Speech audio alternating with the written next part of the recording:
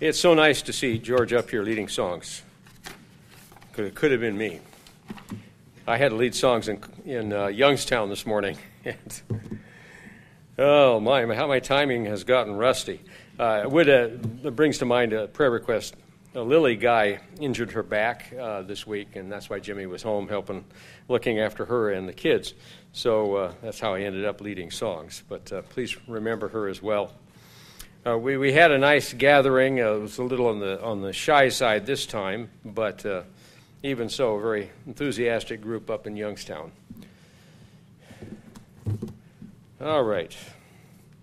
Did you ever have the feeling that someone is watching you? We had years ago, we lived in Roseburg, Oregon. Man, it was a pastor, Roseburg and Coos Bay. Coos Bay was straight west of Roseburg, about 90-some miles, obviously on the coast. It was the only deep water bay America has between Seattle and San Francisco, is Coos Bay. And it's a town of about 30,000. But in the Roseburg church, we had, or in the Roseburg area where we lived inland, this is when Rush Limbaugh was really starting to become famous as a talk show or a radio talk guy. And there was a young fellow in the Roseburg area that was trying to imitate his style and had his own program. And it was only on like 3 times a week and only an hour. And he did his best. He tried to put on the same voice. That's not a good sign. You develop your own voice. But one of the things that I did enjoy about the wannabe is he had a good sign-off line. And the sign-off line is, just because you're not paranoid doesn't mean they're not after you. Have you ever had the feeling you're being watched, and you aren't sure, but you just got that eerie feeling? I had that one time. This goes back now further to our early years as ministerial trainee out in Montana, western Montana. And most of the men in the church hunted elk, so obviously I hunted, so we went elk hunting with them in 1975. First day out, the group of us had 3 elk down. I didn't get any of them, but they did. 3 elk down, and by the end of the day, though, we packed out a half of that, one of the elk, the smallest one. The next day we went back with a couple of other friends there in the congregation, and on the way in to find the 2.5 that we left, a big bull stood up, and he laid right back down again. And so while they were dressing that animal out, it was my job to take the rifle that belonged to the fellow that shot the elk, and I'd never shot his gun before, I was totally unfamiliar with it, and go and find the best path down to where these cows were 2 cow elk. We could shoot cows, calves, or bulls in that unit, and then see what would be the best route for packing them out when we would get a horse in there to pack them out. So I went over there and I found them finally. Took a little while, and my bearings are not always straight when I get back in the woods. This was deep forest, tall trees. You did have some sun coming through, but they were big, tall trees and some burnt-off stumps. And I walked up to the first elk I found, and I thought, something's wrong with that elk. I spotted its head, and then I'm walking up there, and I thought, it's not all there. An entire hindquarter had been hauled off, bones and all. The whole hindquarter was gone. Now, this is an animal that weighed on the hoof 600-700 pounds. And I thought, and what's wrong with the leg that's laying there? It took me a few seconds to realize, hold it, that's just the bone. So they ate a hindquarter, and then they tore the other one off and hauled it away. And I said, what's all this brush scratched on top of it? I know what this is. This is grizzly bear territory. They'll claim the kill, you see. And they usually urinate on it, so that's explained the perfume odor that was in that particular clearing. I thought, well, this isn't good. We've got grizzlies eating our elk. So then I went to find the other cow, the other one that we had down tagged. She had not been eaten, which was good, but she had been claimed, which was bad. And they got him, as it turned out.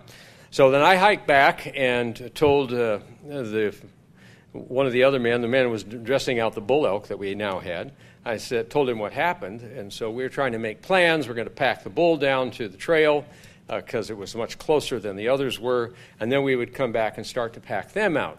And as the day wore on, and the horse didn't like having hindquarters of elk or shoulders tied to his saddle, and so he got a little skittish. So it was a rodeo and an elk hunt and a really spooky event, because while I was still back down there, as soon as I realized what had happened, I started looking around in the woods. Grizzly bears can sprint faster than a racehorse for a short distance. And I mean really fast. And they've got traction, none of this slipping stuff. They've got 4-inch claws that dig into the ground when they come. So I was scoping every burnt stump that I could see. Anything that resembled remotely a grizzly bear, I was checking with the scope of the rifle. So then the other fellow said, well, you better go and get the half of the calf elk, the shoulders or the hindquarters, and pack that out, and we're going to do this other stuff. So toward the end of the day, it was too late to pack up the cows. We'd get them the next day. I went back to the kill site and double-checked those 2 cows, and for sure that wasn't my imagination. And you know that I checked my back trail constantly as I walked through there.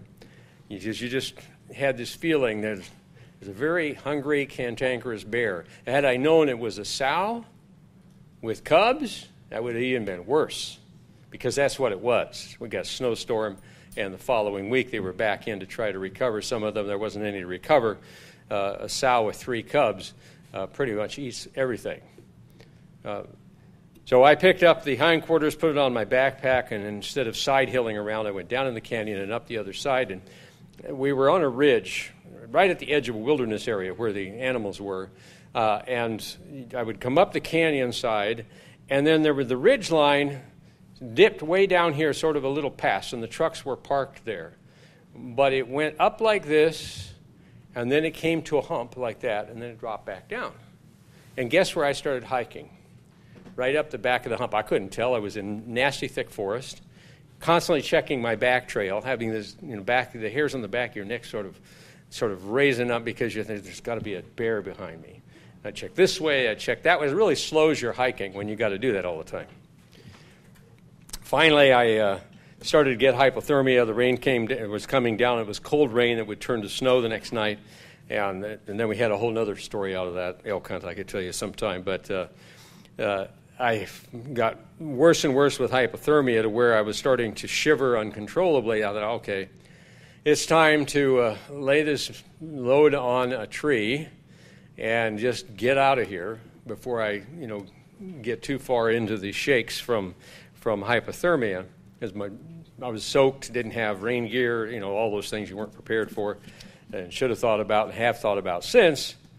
So all the time I'm climbing and dealing with hypothermia, I'm looking back over my shoulder this way, back that way to make sure there's no bear following me. And I finally unloaded the hindquarters onto a broken over tree to retrieve later. We never could find it. We went right through there and found trees that were exactly like the tree that I put it on, so it got it too. It was our reckoning. We spent 2 hours combing that part of the ridge looking for it. I went up and over the hump and then down to the trail and down to the truck.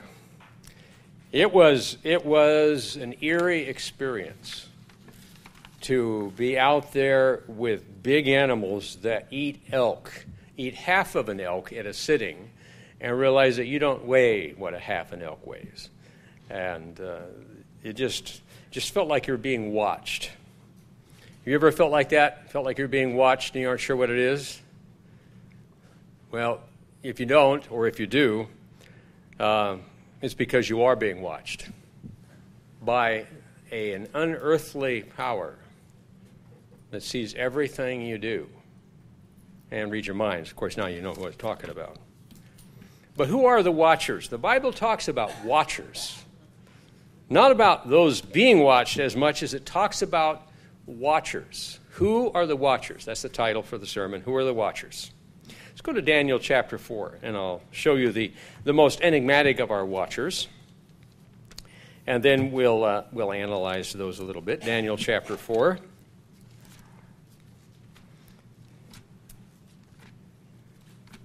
Here we go. Daniel worked for Nebuchadnezzar, the king of Babylon, back in the day. And that was quite a ways back in the day. Daniel and his three friends, who you usually know as Shadrach, Meshach, and Abednego, which were Babylonian names. They actually had three Hebrew names. Each of them had a Hebrew name. They didn't have three, but they each had one. Before they were taken captive by the Babylonians, they were known as Hananiah, Azariah, and Mishael. Daniel had a Babylonian name. Daniel was his Hebrew name, but Daniel's Babylonian name is Belshazzar, as we'll see in a minute in Daniel chapter 4. Daniel and his friends had not been taken when Jerusalem fell. Jerusalem fell in 586 BC, but Daniel wasn't there. He was already in captivity. He and the three fellows that were with him, they all worked together. The reason is that the Babylonians had conquered the kingdom of Judah itself, and then they would conquer it, and they would go through and strip out the gold off the temple or wherever else, get a king's ransom, an appropriate king's ransom to make it a profitable foray that far away. And then, on top of that, they would take the best and the brightest out of the population. And they did that about 3 times, so they pretty well combed the house of Judah from its finest thinkers, with the exception of one, that was Jeremiah. But Jeremiah was usually in trouble with the king, and so, he was, when Jerusalem fell, Jeremiah was in a pit in the palace of the king of Judah. The pit was actually a cistern. It was a natural limestone cistern. The strata up where the promised land is located is got a natural limestone base to it down underneath. And that causes, based on the proclivities of limestone, it forms caverns. Sometimes those are used as cisterns where they store water from the rainy season so that they have it for the dry season, for drinking water and that sort of thing in homes and palaces. And when Jerusalem fell, Jeremiah was up to his armpits in the calcium slime, because the water leaches calcium out of the limestone, and then that becomes a thick mud at the bottom of the cistern over the years. And he was dropped down into that because the king didn't like him very much, because he kept saying that things were going to come apart and the king was going to go into captivity and that kind of thing. Thankfully, when the Babylonians broke through, then one of the king's slaves from Africa, Abel Bet-Merodach, I think is his name. I haven't looked it up recently, but I love the story. He organized a group of men, and they got some kind of cord that they fashioned and lowered that down and lifted Jeremiah out of that pit. So Jeremiah was there during all that time. But Daniel and his friends were gone when Jerusalem fell, and that's why they were there serving Nebuchadnezzar at that time. So we come to chapter 4. Let's read the first few verses and set up the situation and find out about these watchers. Nebuchadnezzar the king, and this chapter is a chapter written by Nebuchadnezzar. This is an official document that Daniel included into his book, essentially quoting historical documents of the time. To all peoples and nations and languages that dwell in all the earth. Now, Nebuchadnezzar didn't rule all the earth, but he ruled a fair share of it in that part of the world. Peace be multiplied to you. I thought it good to declare the signs and wonders that the Most High God has worked for me. Now, this is not a reference to some pagan god. There are plenty of those in this book because the Babylonians were tremendous pagans. This is speaking of the true God, as you'll see. How great are his signs, how mighty his wonders. His kingdom is an everlasting kingdom, and his dominion from generation to generation. I, Nebuchadnezzar, was at rest in my house, now he tells his story, and flourishing in my palace when I saw a dream which made me afraid, and the thoughts in my bed and the visions of my head troubled me. Therefore I issued a decree to bring all the wise men of Babylon before me, that they might make known the interpretation of the dream. The magicians, the astrologers, the Chaldeans, and the soothsayers came in. Now, those are actually 4 categories of wise men. Daniel was in charge of, as near as we can tell, of the ones called the magicians, except that's not your sleight of hand magicians of today. These are actually the magi. is where we get the word magician. The Magi were, if they were pagan, but if they weren't pagan, then like Daniel and his friends would have been among them because they were wise. They were great counselors. And God, of course, magnified their abilities.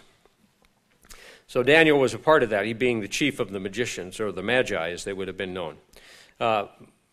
But they did not make known to me the interpretation. None of the others could do it. They couldn't explain his vision. But at last Daniel came before me. His name is Belteshazzar, according to the name of my God. See, when the Hebrews came in and served in the king's service, they ended up with a Babylonian name, which is what Shadrach, Meshach, and Abednego are, Babylonian names. In him is the spirit of the holy God. This is recognized by Nebuchadnezzar. When you put the story of chapter 2 with the vision of the great image that Nebuchadnezzar saw, but he couldn't remember his dream, so he wanted the wise men to come and tell him what his dream was and interpret it. And they said, you tell us what the dream is and we'll interpret it. He said, no, you tell me what the dream is, and then you interpret it. And then since they wouldn't do that, because they couldn't, then he was going to kill him. That's another story. It's a great story, too, and it's another piece of history. It's not just a story. It's a piece of history. And so is chapter 4. So he's chief of the musicians because I know that the spirit of the holy God is in you and no secret troubles you. Explain to me the visions of my dream and what I have seen and its interpretation. These were the visions of my head while I was on my bed. So now Nebuchadnezzar explains what he saw and why it was so troubling. I was looking, and behold, a tree in the midst of the earth, and its height was great. And the tree grew, and it became strong, and its height reached to the heavens. Just gigantic tree. And it could be seen on all ends of the earth. Its leaves were lovely, its fruit abundant, and it had food for all. The beasts of the field found shade under it. The birds of the heavens dwelt in its branches, and all flesh was fed from it. Incredible tree.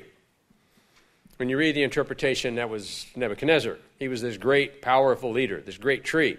Yeah, many people depended upon him for their food, sustenance, and all kinds of other things because he ran the place, at least around the Babylonian Empire. And then I saw in my visions on my bed, of my head while on my bed, and there was a watcher. You know, not necessarily like a grizzly bear who's watching you move through the trees and trying to decide if he's hungry enough or if he's had enough to eat already. You know, you don't mess with grizzly bears. Black bears, sometimes you can get away with them, but not always. You never trust them. I've got another story about a grizzly bear, but I won't share it today. It's a really good one, too. So there was this watcher, a holy one. Okay, so it's not an evil watcher, it's a holy watcher, coming down from heaven, and he cried aloud, and he said this, chop down the tree, this great tree that Nebuchadnezzar saw, cut off its branches, strip off its leaves, scatter its fruit, lest the beasts get out from under it, and the birds from its branches. Nevertheless, leave the stump and the roots in the earth, bound with a band of iron and bronze.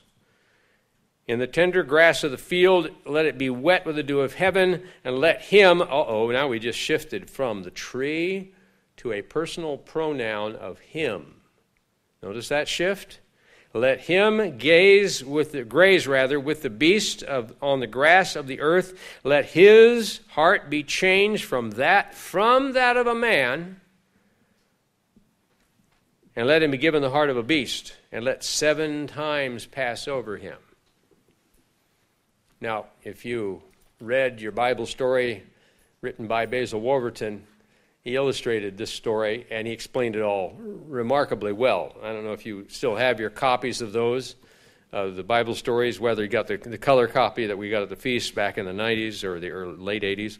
I think it was the late 80s. Or the black and white version that they originally were. Keep them because they're extremely valuable collector's item. Basil Wolverton is a very famous artist. We think of him as drawing pictures for the Bible story. Everybody else in the world thinks of him as one of the weirdest Mad Magazine cartoonists that ever drew breath. Weird in a good way, but that's actually where he is. He was an artist for Mad Magazine. And whenever Mad Magazine has one of its anniversary issues, and you happen to see it, look for the Basil Wolverton section. Almost always there's one there. They have half a dozen of his hilarious, exaggerated cartoons in it. Well, whatever the case, here we are with Nebuchadnezzar, and the pictures that you would have seen in that explains that the tree. Nebuchadnezzar was the tree, and he was getting too big for his britches in the sense of exalting himself. And so what God did is he drove him insane. And so he was no more understanding than an animal. And he lived in some massive courtyard in the confines of the palace, out in the open, and he slept in the grass, just like it says. He ate grass like the animals, and he was crazy for 7 years. And Mr. Wolverton, I think made the wise estimation that it would have been Daniel who would have been looking after him, because he was the one that understood the vision. And after 7 years, he got his mind back, just like that. It's a very interesting circumstance, but that's the overall story. We're getting back to what we were doing here. But the decision is in verse 17, by the decree of the watchers, and the sentence by the word of the holy ones, in order that the living may know that the Most High rules in the kingdom of men, and gives it to whomsoever he will, and sets over it the lowest of men at times. So the watchers are mentioned in verse 13 and verse 17. Who are the watchers? Well, we need to we can analyze that, but we could probably guesstimate angels, which is the actual answer. Let's go to Psalm 103, because now we want to know, well, do angels watch over us? Yes, they do. That's a part of their job. And here are several verses now that explain that. Psalm 103, verses 20 to 22. 20 to 22. Bless the Eternal, this is verse 20 of Psalm 103. Bless the Eternal, you his angels, who excel in strength, who do his word, do God's word, heeding the voice of his word. Bless the Eternal, all you his hosts, you ministers of his, who do his pleasure. So if God sends the angels to look after human beings like us sometimes, they do it. And if that would have been there, he sends them to watch, they watch. We'll analyze how maybe they do the watching in a little bit. Bless the Eternal, all his works and all his places of his dominion. And then going back further in the Psalms to Psalm 34, is another example where it doesn't speak of angels directly as being watchers, but it describes what they do, which requires watching. Psalm 34 and verse 7. Now, this is a very interesting psalm. You have to go back. By the way, you want to do a good Bible study sometime, you just start searching through the Psalms till you find one that has a story in the superscription.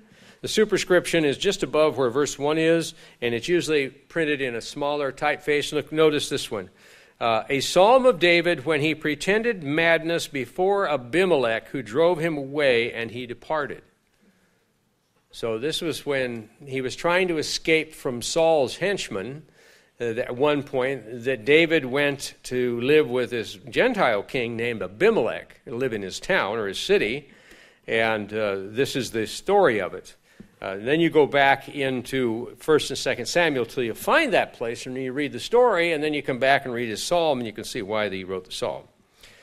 But we're going to pick from the psalm something very valuable here. It's in verse 7, as I said. The angel of the Eternal, or the Lord, encamps all around those who fear him and delivers them. And I got to thinking about that, climbing out of that canyon with carrying all these elk steaks on my back, so to speak, or any of the times I was over by the other ones, I started asking God to be sure that angel was on duty and close by, and packing the appropriate heat. Of course, they already have it. You don't have to pack it, just in case it was needed. The angel of the Lord encamps around those who fear him, and he delivers them. So the angel is encamped around somebody, looking completely the other way, right? Now, when they're encamped around somebody, they're watching. They're watching whomever God has sent them to watch and look after. Let's go back to Hebrews chapter 1. So we understand who are the watchers in this case. Hebrews chapter 1, verse 13.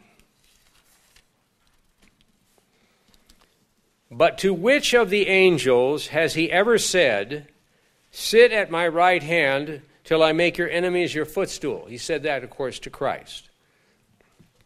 But he doesn't say it to the angels. That's not their destiny. Are they not, verse 14, are they not all ministering spirits or serving spirits? To minister is to serve. Ministering spirits sent forth to minister for those who will inherit salvation. We are made a little lower than the angels as human beings. But when we're resurrected into the kingdom of God, we will be existing at a higher level than the angels. We'll be existing at the plane of existence where God the Father and Christ are, the family of God.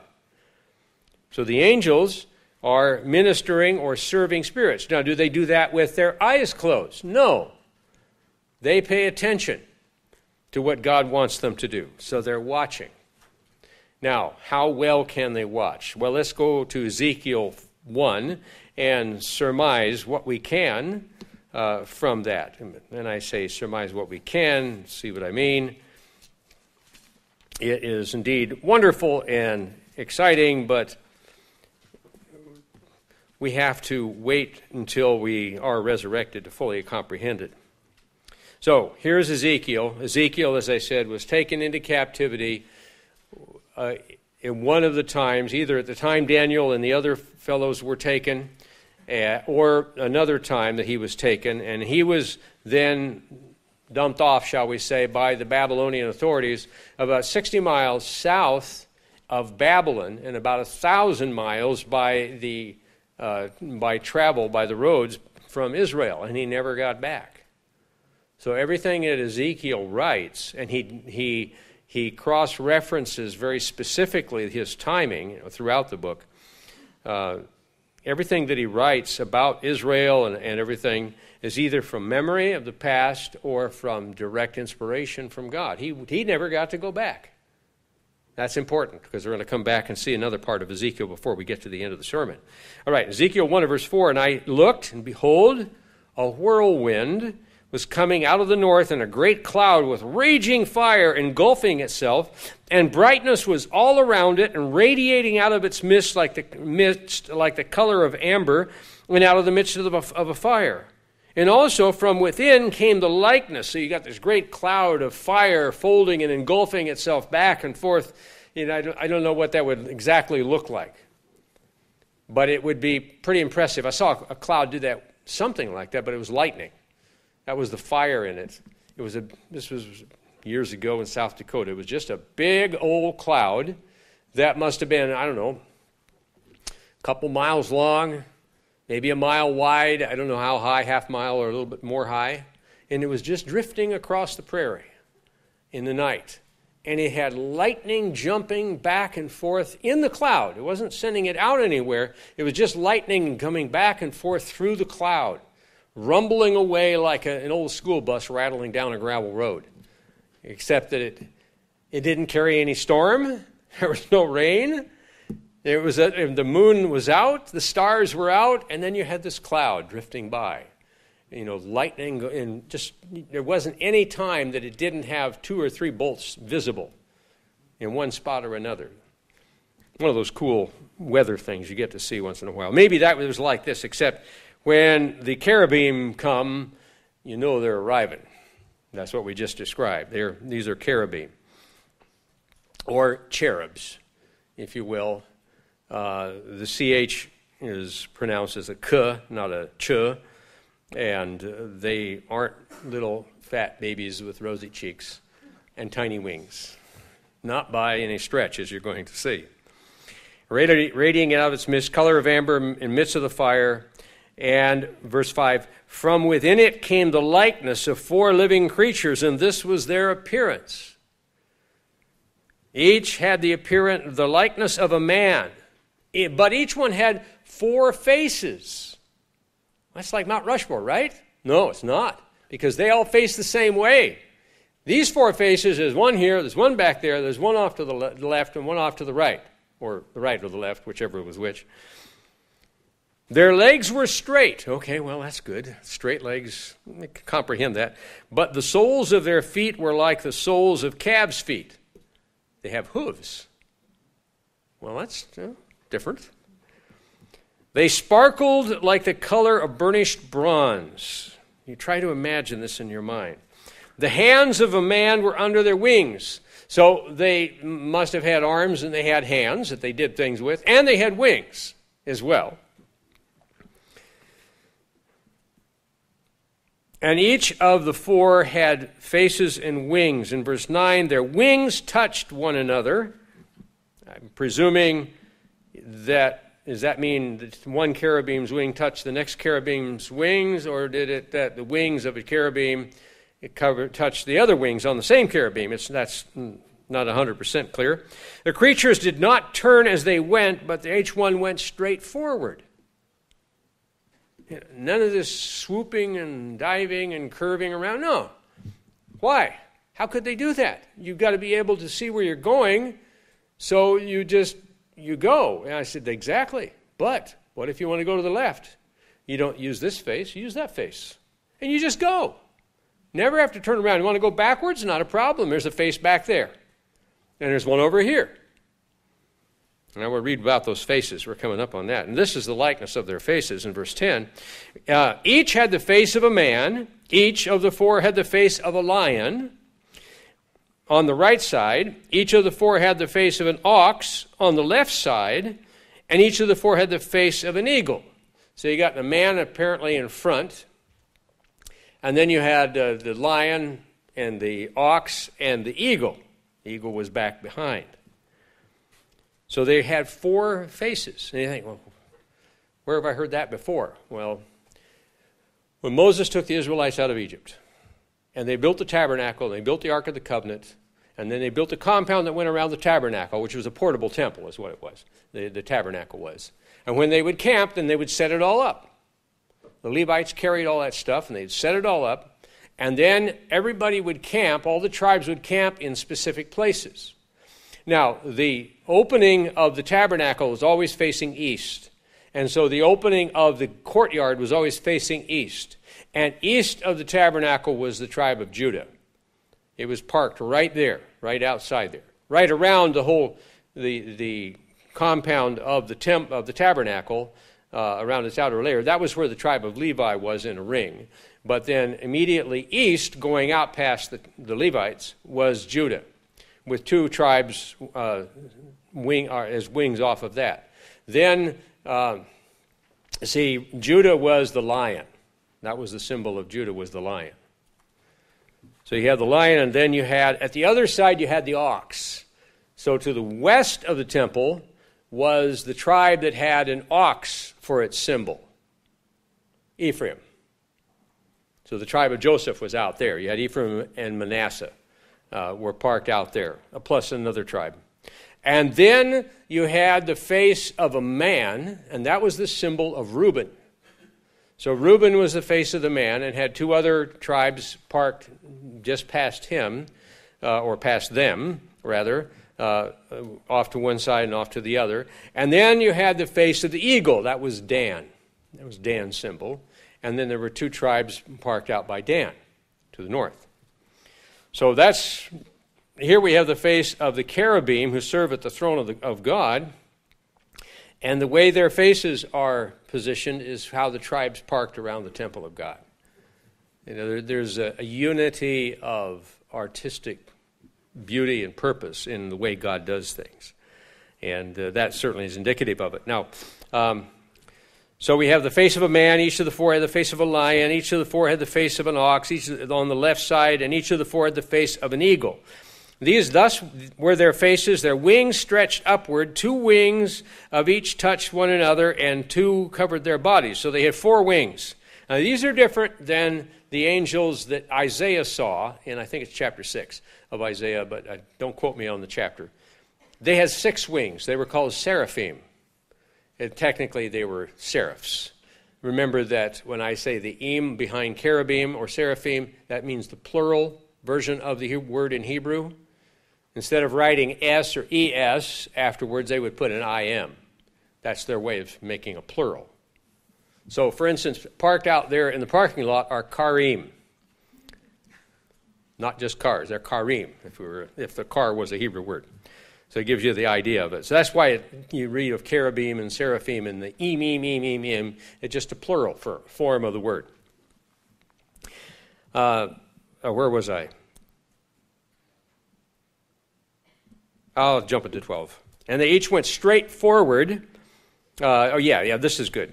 Verse 12. Each one went straight forward. They went wherever the Spirit wanted them to go. They did not turn as they went. They didn't need to. I need to go that way. So if it's the man facing that way, zoom. We go on the face of the man using his eyes. But if we want to go off to one side, you either use the lion or the ox, and you go off that direction. You don't have to turn because you've already got a face aimed that direction.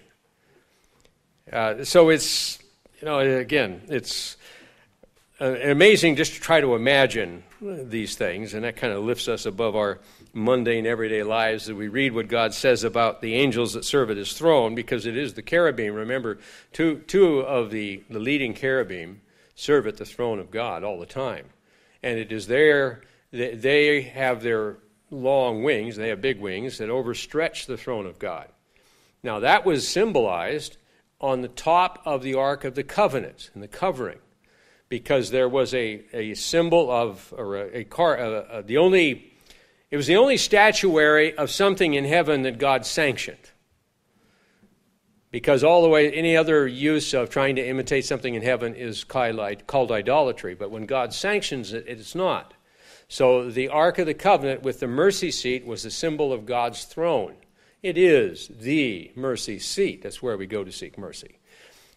And to one side and the other were statues of cherubim with their wings overstretching the throne. That was the covering of the Ark of the Covenant. And then in the temple, in Solomon's day when they built the temple, then the Ark of the Covenant was kept at the back in the most holy part of the temple, the rear room, so it would be the westernmost room. And then there were larger statues of cherubim that were installed in that part of the temple itself, and you could see the back of the wing beyond the edges of the tapestry that formed the wall, as it were, between the holy place and the most holy place. So again, God used that symbolism, and we're getting a picture of it in the vision that Ezekiel had. And as for the likeness of the living creature, in verse 13, their appearance was burning coals of fire, and like the appearance of torches going back and forth among the living creatures. The fire was bright, and out of the fire went lightning. So you got bright fire and then lightning jumping out of that. That's got to be amazing. And the living creatures ran back and forth in appearance like the flash of lightning. Shoo, shoo. You imagine that. We don't do that. Let's see, I need to go to the kitchen and get a cup of coffee. All right, start the rocking chair rocking, get enough momentum. I wish they didn't have such mushy upholstery in these recliners. All right, launch. You stagger to your feet, and you wander back to the kitchen. And what was I back here for? Got to go through so many launch sequences, you forget that you were after coffee. Now, they just zoom, zoom, zoom, zoom. Now, we'll get used to that after the resurrection. And we'll do a little zooming ourselves. I'm sure we will, but we'll be used to the angels and that, and it'll be amazing. But it's as a little picture of looking at the watchers. We're going to get to the watching part again in a minute. All right, where was I? Right. The appearance of the wheels and their work was like the color of beryl in verse 16, and all four had the same likeness, so they look very similar, look like each other. And the appearance of their workings was, as it were, a wheel in the middle of a wheel. So their workings. What was their workings, and how is it a wheel in a wheel? Is it a wheel like you got a wheel here and then a little wheel in the side? No, it's a wheel like this and a wheel like this. And they're the same size, apparently. So you think, well, that's a wheel? Yeah, you can go this way or it can go that way. Oh, just a minute. They had faces so they could do that when they fly. Okay, we get the idea of the wheel. We're going to talk about the wheel.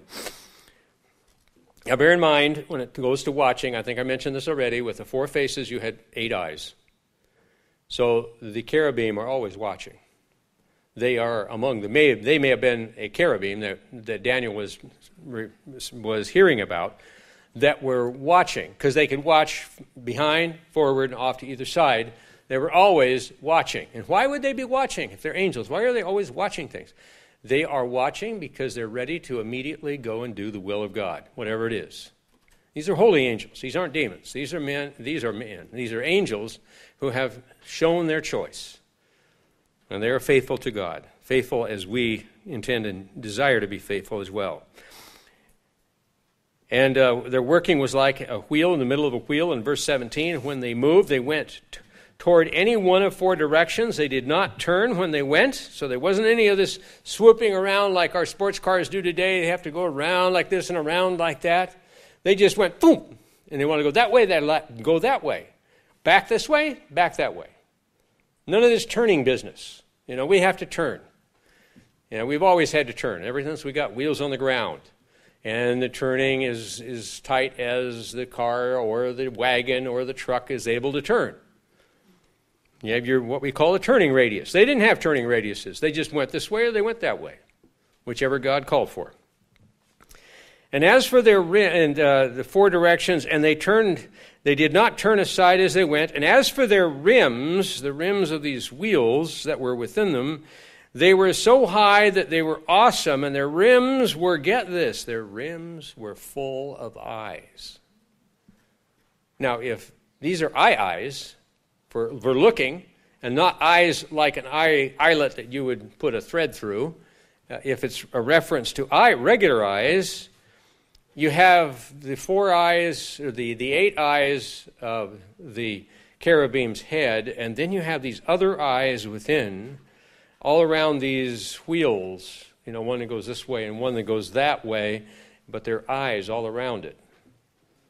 And think, well, that's weird. No, it's not really weird. I mean, we do that when we put cameras up. Game camps, people that really like to hunt and they like to get back into the woods, they get their expensive game cameras and they go stick them in the woods so the deer have to walk past them, and then they only shoot the deer that they like the best. That just like the pioneers did, I'll tell you, that's just so exciting. You go out there and you know exactly which deer you're going to bring back because you've been watching him for 5 days. Now this way. These angels are just incredible. Anyway, going on to verse 19. And when the living creatures went, the wheels went beside them. So when they went that way, the wheels went that way, beside them somehow. And they're full of eyes. And when the living creatures were lifted up from the earth, the wheels were lifted up. So up they went. And wherever the Spirit wanted to go, they went, because that's where the Spirit went. And presumably, therefore, the angel referred to as the Spirit. And the wheels were lifted up together with them. For the spirit of the living creatures was in the wheels. And when they went, when those went, these went. And when those stood, these stood. And when those were lifted up from the earth, the wheels were lifted up. For the spirit of the living creatures was in the wheels. So it's a part of the cherubim are these wheels full of eyes. And their heads have 8 eyes, and then the wheels full of eyes. So it's no wonder that they're called watchers, because they have so many eyes that they can watch with. We'll understand all of that so much more as we get to it in due course, but it's truly amazing and fascinating to read about that. But there are other watchers we need to understand, and we're included in this next list shortly. We have government watchers, and aren't we glad? Let's go to Ecclesiastes chapter 5. Ecclesiastes chapter 5. Government watchers. We have another term for it, bureaucracy, where one official watches over other officials and other officials watch over them. And it is described right here, and guess what? They've had bureaucracies from probably the get-go when they first started having human governments. Solomon making a comment on it, an analysis of wisdom about it. In chapter 5 and verse 8 of Ecclesiastes, if you see the oppression of the poor and the violent perversion of the violent perversion of justice and righteousness in a province, do not marvel at the matter. If you see it, don't worry, don't marvel, because high official watches over high official, and higher officials over them. So they'll get their comeuppance if the government is reasonably honest, or it doesn't make any difference, nothing's going to turn out good anyway, which is how, it feels more like that as we get closer to the end of the age. But they have high officials watching over higher officials, are being watched over by higher officials and more higher officials watching over them. There are watchers, therefore, within the government.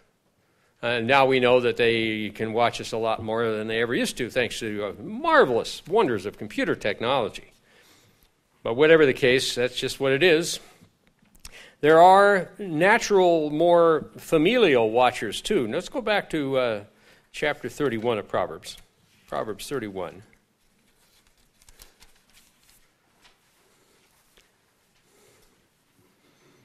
And we'll take this one to the power of mom.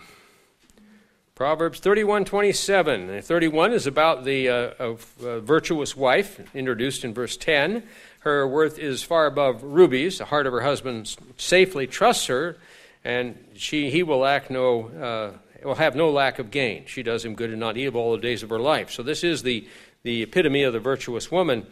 We go across the page to here we are, verse 27. Says in verse 26, she opens her mouth with wisdom, and on her tongue is the law of kindness. She watches over the ways of her household and does not eat the bread of idleness. She watches her kids. She watches what's going on. You ever try to get past mom? It didn't work, did it? You could often get past dad because dad's preoccupied with other things. But not mom. No, she watches, eagle eye, anything out of the ordinary, and she's on it in a minute. At least my mother was. So that's the classic case. But that's a parent watcher. Dads are to be watchers too. Good parents watch. And we all try to be responsible watchers, whether we have little ones or whether just being fellow citizens, and keep an eye on things. But then there are the ominous. A healthy family has parents who watch, parental watchers. There are also demonic watchers. So let's go to 1 Peter chapter 5. 1 Peter chapter 5.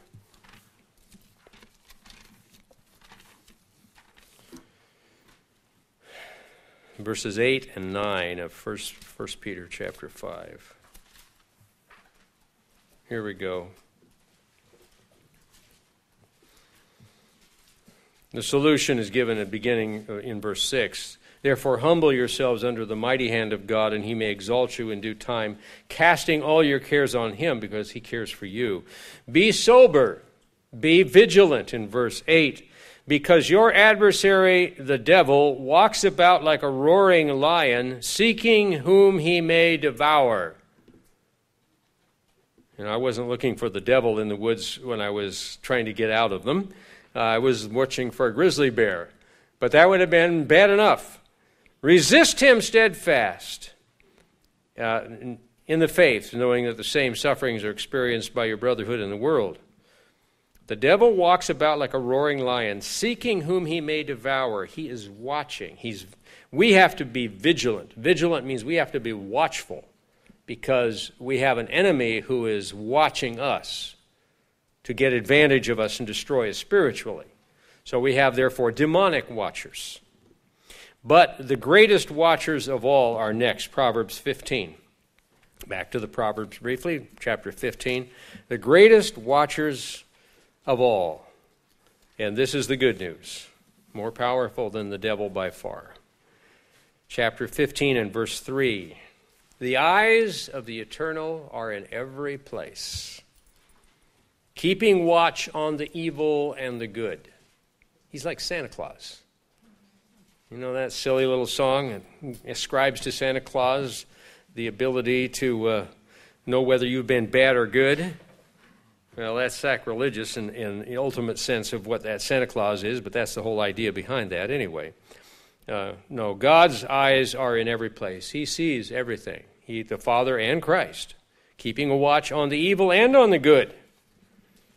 So we want to always, by the way we conduct ourselves, provide good things for God to see us doing. In Jeremiah 31, let's go back to the chapter that talks about the new covenant, Jeremiah 31, and see how Christ and the Father watch us from the comments that are made here. And I'm sure you could find other passages that talk about God's watchfulness. Chapter 31, verses 27 to 34.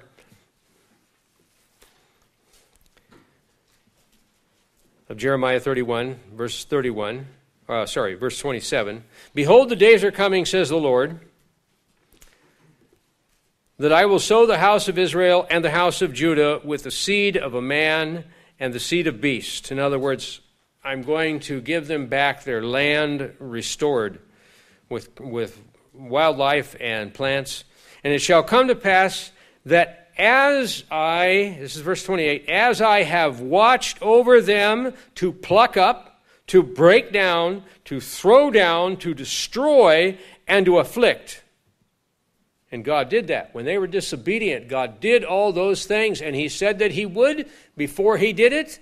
And when they started misbehaving and refused to repent, then he started preparing to pluck them up, break them down, throw them down, destroy, and to afflict.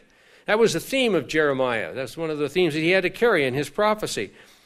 Well, even as I have done that, God says, so I will watch over them to build and to plant, says the Eternal, in those days. And they shall say no more, the fathers have eaten sour grapes and the children's teeth are set on edge. But everyone shall die for his own iniquity, and everyone who eats sour grapes, his teeth will be set on edge. And then he goes into the prophecy of the new covenant. Behold, the days are coming, says the Eternal, that I will make a new covenant with the house of Israel and the house of Judah, not according to the covenant that I made with their fathers in the day that I took them by the hand to lead them out of the land of Egypt, my covenant which they broke, though I was a husband to them, says the Eternal. But this is the covenant that I will make with the house of Israel after those days, says the Lord. I will put my law in their minds and write it on their hearts, and I will be their God, and they shall be my people, and no more every man will teach his neighbor and every man his brother, saying, know the Lord, because they will all know me. From the least of them to the greatest of them, says the Eternal, and I will forgive their iniquity, and their sin I will remember no more. So God watched Israel carefully because he had to discipline them, to tear down, to pluck up, to destroy what they were doing. But he's going to turn that around now in the new covenant, and in the new age, in the millennium, he will be watching how he can bless them, to plant them and establish them. So Christ and the Father are the greatest watchers. And we can take comfort in that. And we need to also take a clue from it. If Christ and the Father watch us, then we should be watching things too, the things they say to watch. Ezekiel 3:17. Ezekiel 3:17. What do you know? As God's people, we are commissioned to be official watchers and make elk hunters uncomfortable as they're trying to get out of grizzly territory with their own hide. Ezekiel chapter 3, we'll begin at verse 16. Now it shall come to pass at the end of 7 days that the word of the Lord came to me, saying, Son of man, I have made you a watchman for the house of Israel. Therefore hear a word from my mouth and give them warning from me. You give them warning from me. I have made you a watchman over the house of Israel. However, he goes on to say, and when I say to the wicked, in verse 18, you shall surely die, and you give him no warning nor speak to warn the wicked from his wicked ways, when I tell him he's going to die if he does thus and such, and you don't warn him to save his life, that same wicked man shall die in his iniquity, but his blood I will require at your hand. That had to be motivating for Ezekiel. Yet if you warn the wicked, and he does not turn from his wickedness, but you did your part, you warned him, and he didn't turn from his wicked way, then he shall die in his iniquity, and you will have delivered your soul. You see, God's people, the church of God, and has always been the case, and it certainly is now, we're nearing closer and closer to the end of the age, we are to be watchmen of the house of Israel and, frankly, the rest of mankind. We're the ones that have to give the warning. There's trouble coming. Change your ways. And explain what those ways should be changed to. In chapter 33 of Ezekiel, this theme is carried on because it's a strange thing about Ezekiel. We'll get to it in a minute here. But chapter 33, in verse 7.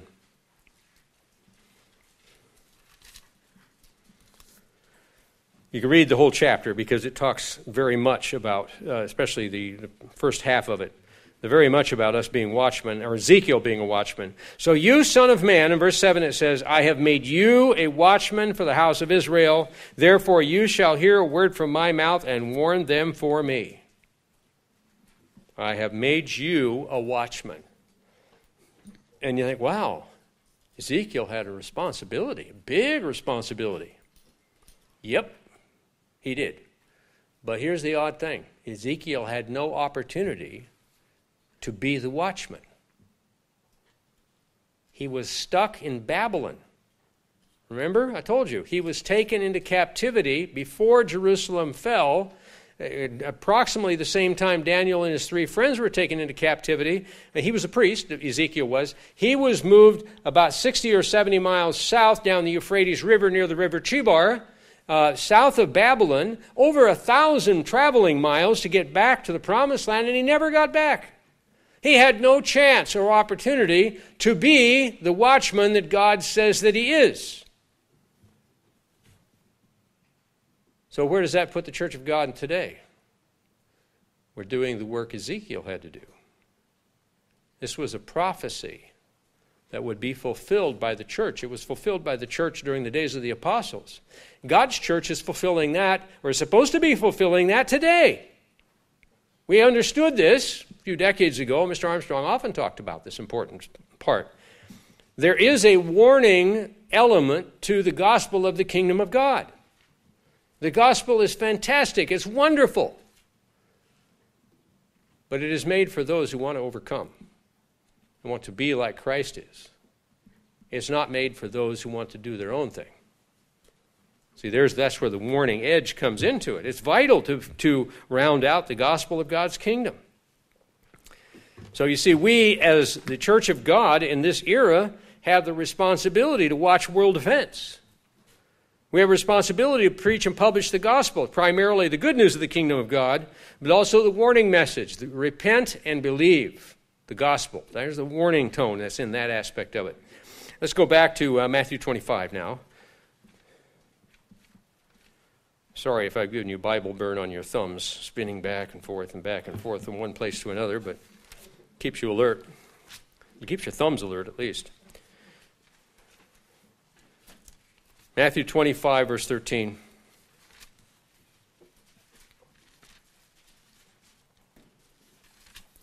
Watch, therefore, for you know neither the day nor the hour in which the Son of Man is coming. We have to watch because we don't know when Christ is going to return specifically. We know the harbingers of his coming. We've been watching those for 2,000 years, and the intensity has grown and grown and grown and grown and grown, but we still don't know specifically when Christ will return. Therefore, we have to be preparing for it constantly, always vigilant. Doesn't some military force have that as their symbol, always vigilant? Or something like that. It is our duty to be always vigilant. Our duty to watch world events. Our duty to preach and publish the full gospel of God's kingdom. We need to watch personally, as we see there. Watch you therefore, for you neither know the day or the hour the Son of Man is coming. We need to do that at a personal level, brethren. Because that's going to come out in conversation naturally if we've internalized it. In Mark 13, let's go over to the book of Mark.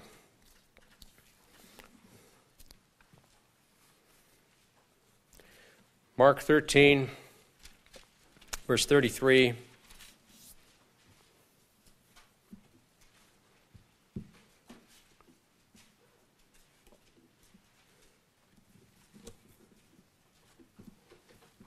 Hold it. I'm looking at Mark 14. No wonder it doesn't make sense.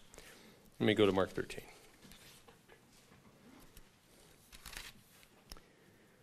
And you will be hated by all by all nations. In some places it says, it adds the word nations in. You'll be hated by all for my name's sake. But he who endures to the end, the same shall be saved. That's verse 13. And then down in verse 33, the day and the hour knows no man. In verse 32, not even the angels in heaven. In other words, that's reserved to the Father alone. Christ doesn't even know the day or the hour that he's going to return, but the Father will.